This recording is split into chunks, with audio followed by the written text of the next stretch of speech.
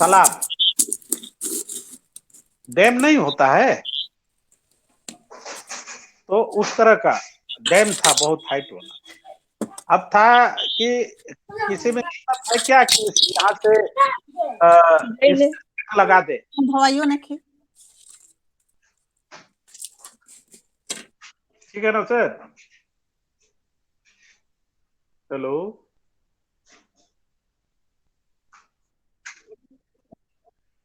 नहीं, हाँ हूँ बोलिएगा। हाँ हूँ बोलिएगा तबे बोल पाएंगे सर। कहाँ है सुरेंद्र सर? हाँ सर, कहानी सुन रहे हैं। नहीं, रिप्लाई दीजिएगा तब ना सर।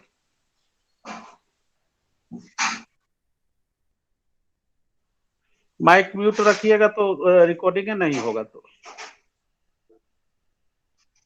हो जाता है।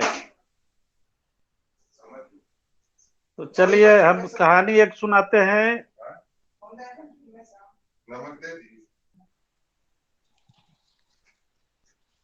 आप लोग अब बोलिएगा नहीं जी, एको वर्ड। ठीक है सर।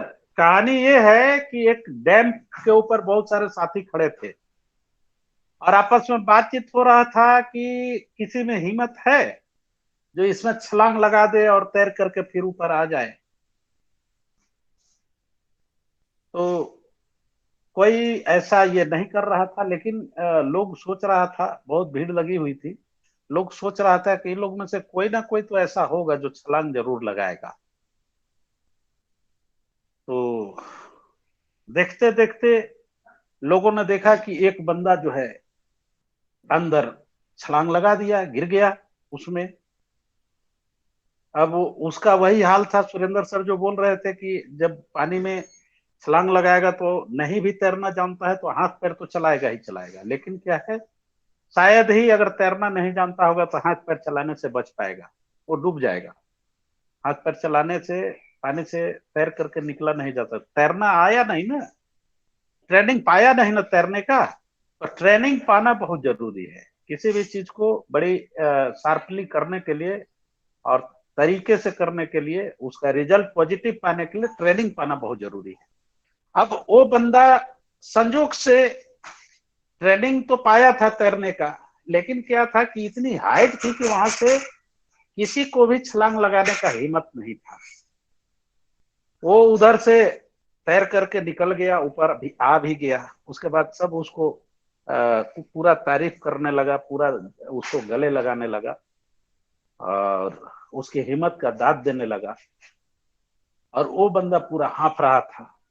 हाँफते थोड़ा उसका सांस थोड़ा ठंडा हुआ, थोड़ा कम हुआ। तो वो तारीफ सबका तो सुनिए रहा था। वो बोला कि पहले ये बताओ कि किस चुतिये ने मेरे को धक्का दिया था।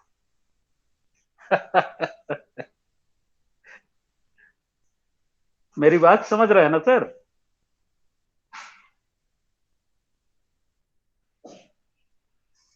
वो इसलिए नहीं ये किया कि वो हिम्मत कर लिया था वहां छलांग लगाने के लिए, वो इसलिए उसमें गिर गया है कि किसी ने उसको धक्का दे दिया था। फिर भी उसने वो सफलता हासिल कर लिया, धक्का देने पर भी वो सफलता हासिल कर लिया जो वहां उपस्थित किसी ने नहीं किया था। बस परलवैन यही है सर। यहां गलती से भी जो कोई अगर आ गया, इस परलवैन रूपी तालाब में कूद गया, गिर गया गलती से भी, तो वहां से वो करोड़पति बन करके ही निकलेगा। यहाँ गलती से भी अगर कोई आ गया नमस्कार तो सर। ट्रेन। जी नमस्कार नमस्कार, कैसे हैं सर? ठीक है सर, आपका आवाज सुना मेरी देवी जी कह रही हैं कि कहिया करोड़पति बनेगा।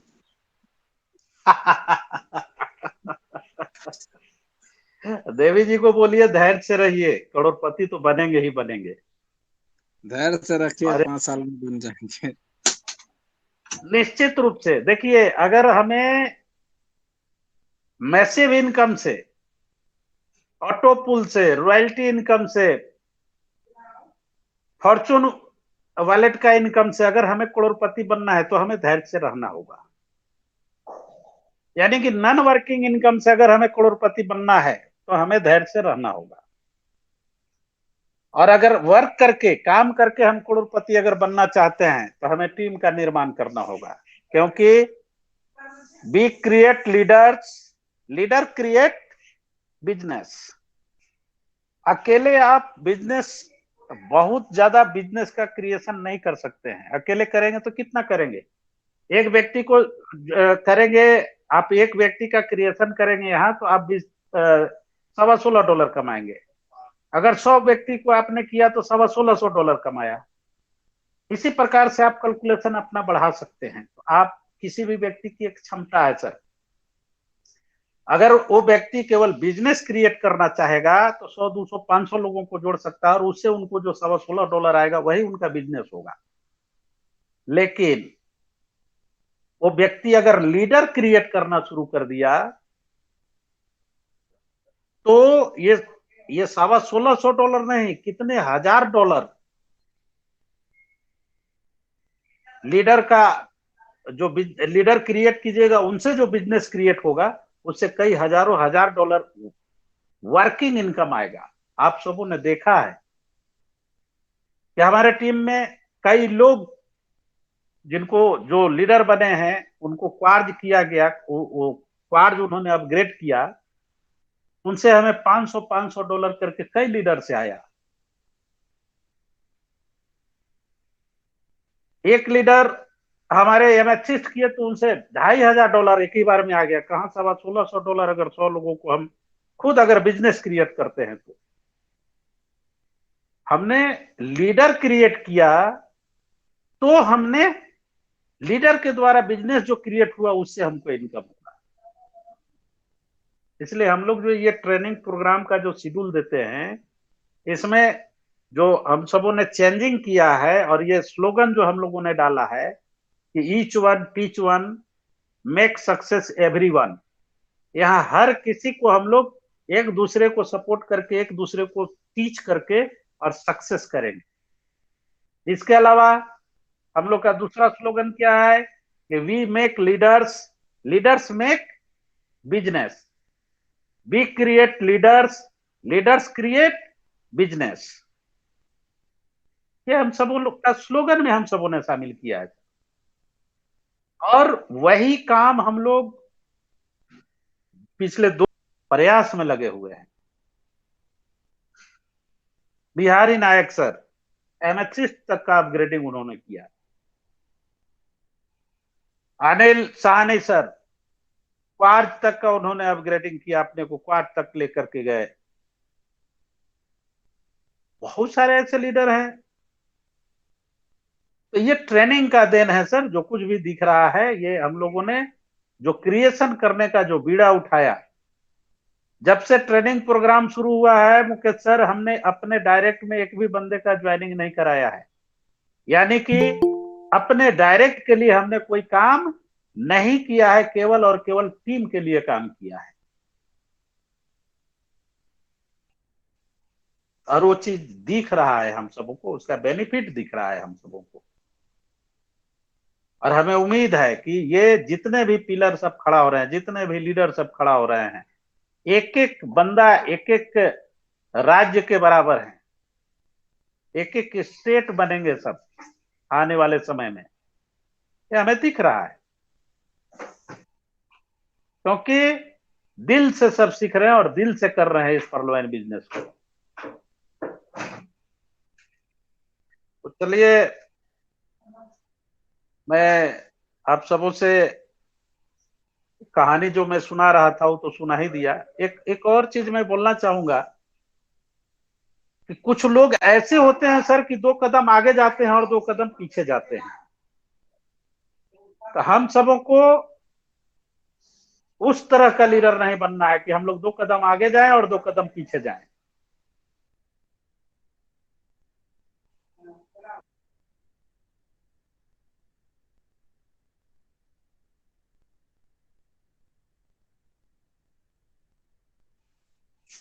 मान ने कहा था फॉर्मेशन की बात, फॉर्मेशन होनी चाहिए।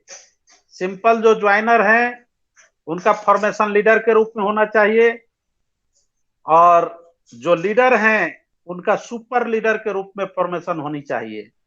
तो किसी विद्वान ने कहा है सर कि लकड़ी जल कोयला भय, कोयला जल जल भय राख, और हम अब आगे ऐसे जले कि न कोयला भय न राख। तो हम सबको ऐसे नहीं जलना है सर, फॉर्मेशन होनी चाहिए, घूमना नहीं है पीछे, हिचकिचाना नहीं है, संदेह नहीं होना चाहिए मन में। निश्चित रूप से हमें उस ऊंचाई को छूना है जिस ऊंचाई को हर पर्लवाइनर छूना चाहता है। हर पर्लवाइनर छूना चाहता है, उस ऊंचाई को छूना है हम सबको। और इसके लिए ये निश्चित रूप से बिना मेहनत किए, बिना परिश्रम किए कहीं भी सफलता नहीं मिलती है। सिंपल सा चीज, जिस जो चापाकल आप लगाते हैं अपने घर में, अभी हम लोग एग्जांपल उसका दे रहे थे, तो जो जब चापाकल लगाए हैं वो पानी बने भूजल को अंदर से निकालने का यंत्र है, लेकिन उसको वहां से भी पानी तभी निकलेगा जब उसका हैंडल आप मारिएगा, हैंडल आप चलाइएगा, हैंडल मारिएगा, उसको पंपिंग कीजिएगा, हैंडल मारिएगा, तभी वहां से चापाकल पानी देगा, अन्यथा वो पानी निकालने का यंत्र चुपचाप पड़ा रहेगा सर। तो हम लोगों का पर्लवाइन भी डॉलर छापने का यंत्र है सर, लेकिन यहाँ पर हाथ पर चलाइएगा, पंपिंग कीजिएगा, हैंडलिंग कीजिएगा, तभी डॉलर वहां से बरसेगा। नहीं कीजिएगा तो बस जैसे चापाकल लगा करके और चुपचाप पड़े हुए हैं, प्यासे जो है पानी बिना इसलिए प्यासे बैठे हुए हैं क्योंकि हम हैंडल नहीं मार रहे हैं।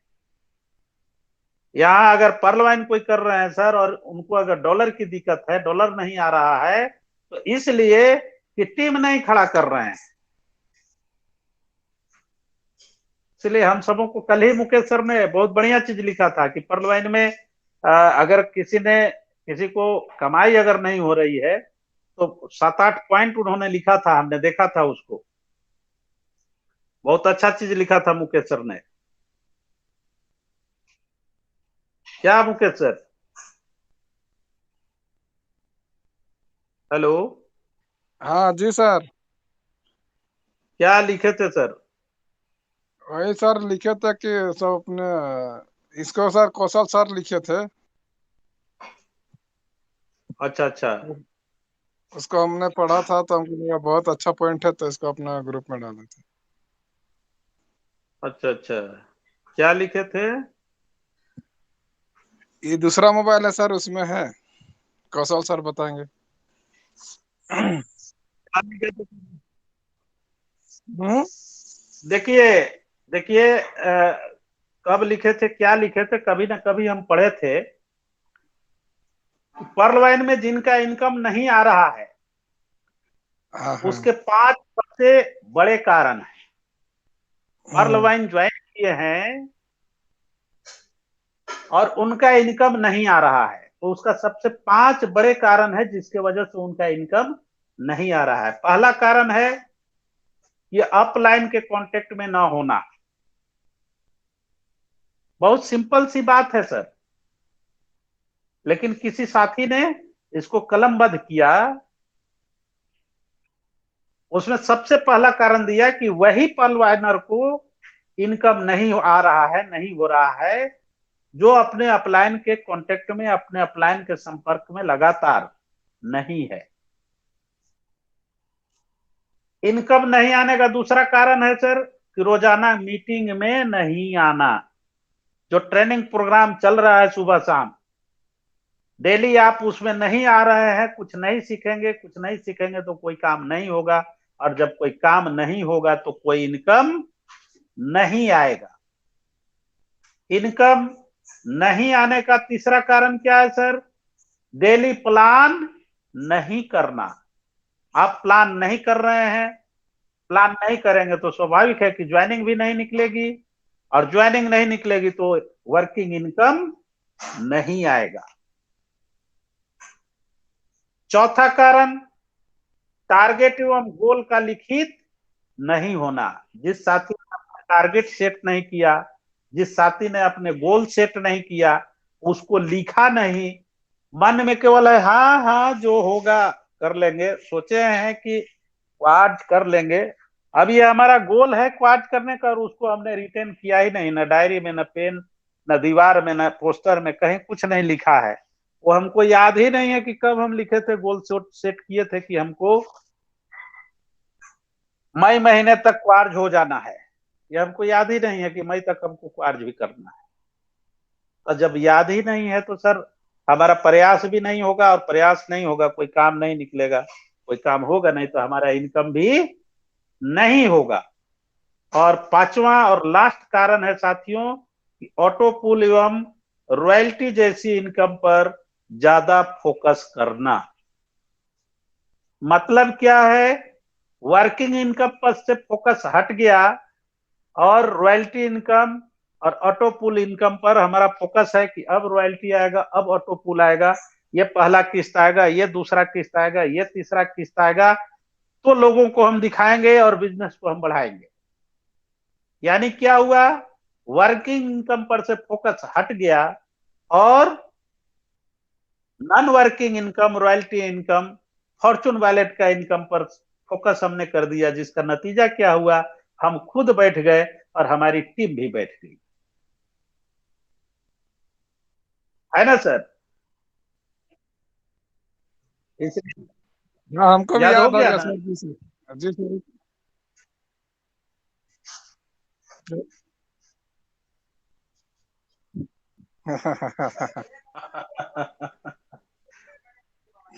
तो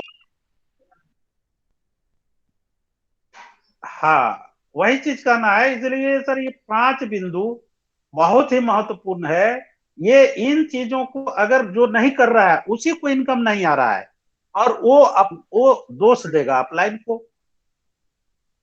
भैया अपलाइन को दोष देने से इनकम अगर आता तो सब कोई और भाड़ा में लोगों को लगा करके भी अपलाइन को दोष देता, जय सर, बिल्कुल है ना? सही में। कौशल सर ने बहुत ही अच्छा पॉइंट दिया था सर, जो कि सटीक और जेन्युइन था, इसीलिए इसको हाँ, डाला था। इसीलिए focus on working income, that will change your life completely. Mission go to Ruby. Ruby से कम नीचे का अगर मिशन है सर, तो आपका काम भी, जब छोटा टारगेट रहेगा सर, छोटा मिशन रहेगा, तो आपका काम भी छोटा हो जाएगा। इसलिए हमारे टीम में ही नहीं, पूरे पर्लवाइन परिवार का 25 से 30 लाख सदस्य हैं। उन तमाम सदस्यों से मैं यही कहना चाहूंगा कि अगर आपका इनकम नहीं आ रहा है, उसका जिम्मेवार आप खुद हैं। उसके लिए पर्लवाइन सिस्टम जिम्मेवार नहीं है, उसके लिए आपका अपलाइन जिम्मेवार नहीं है, उसके लिए आपका डाउनलाइन भी जिम्मेवार नहीं है। आप ये 4-5 रूल जो है इसको अगर खुद फॉलो करते हैं सर, तो निश्चित रूप से हर कोई फॉलो करेगा, हर किसी का काम आगे बढ़ेगा और हर किसी को इनकम आएगा। हर किसी का 7 अपलाइन है, 8 डाउनलाइन है, हर किसी का 7 अपलाइन है, 7 डाउनलाइन है।